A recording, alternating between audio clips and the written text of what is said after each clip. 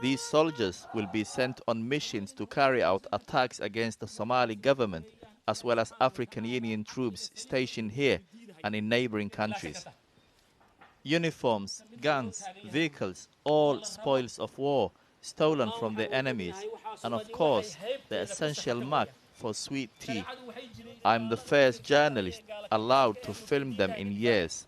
cid kasta oo dimuqraadiya wadatana waxaan ilaahay subxaanahu wa tacaala maanta u markhaati gashanaynaa inaan dhuunta ku dhufanayno. Standing in front of them is Mahat Karate, his nickname, a nod to his extensive martial arts training.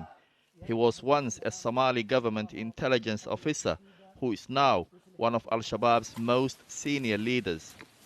dad badan baa la dilaa oo Al-Shabaab dishaa. sidee baad u justify garayn kartaan dadka Soomaalida ah ee muslimka ah dilkooda idinkoo u dagaalamaya saad sheegaysa islaamnimo?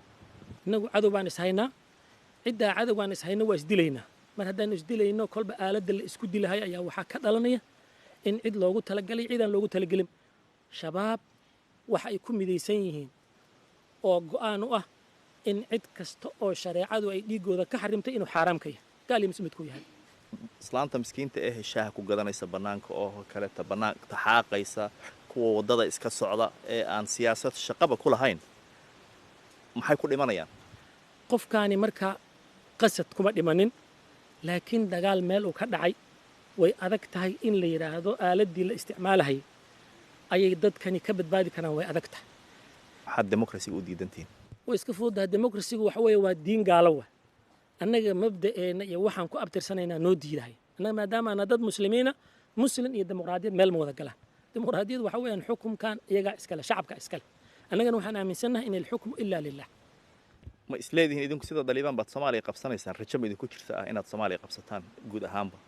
waa waxa aan higsanayna weeyaan inaan insha allahu tacaala aan Soomaaliya inaan qabsano waan higsanaynaa insha allahu tacaala.